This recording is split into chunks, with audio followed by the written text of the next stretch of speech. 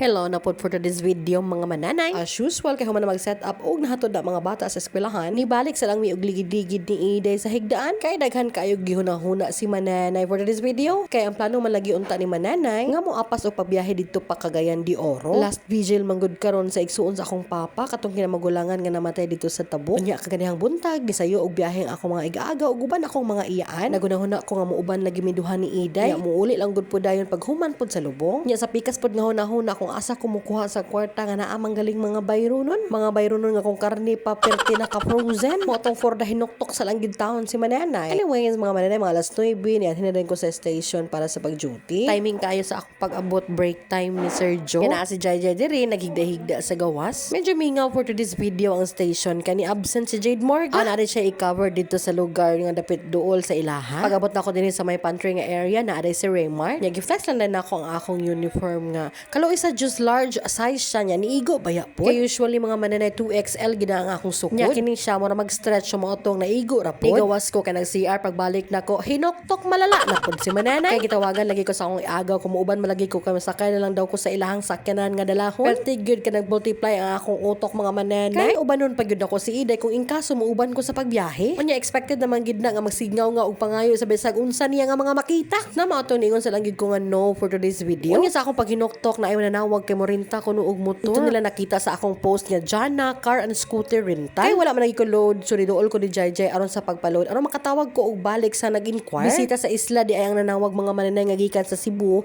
kay gusto motor sa isla nga gamit ang scooter. So mato pag human ako pagpa-load ni Jai, ako din siya gibalikan og tawag para matubag ang iyahang mga inquiry sama sa presyo, kung pila pod kaadlaw ang iyahang pagrenta. Pag human ako og tubag sa iyahang mga pangutana, wala man pod siya ni reply og dayon. So maotong ni anhin na lang pod ko sa opisina ni Sir Michael aron sa pag voice over sa akong gihimo nga mga video. And that's all for today's video mga mananay. Sa sunod na pod nga chika. Bye!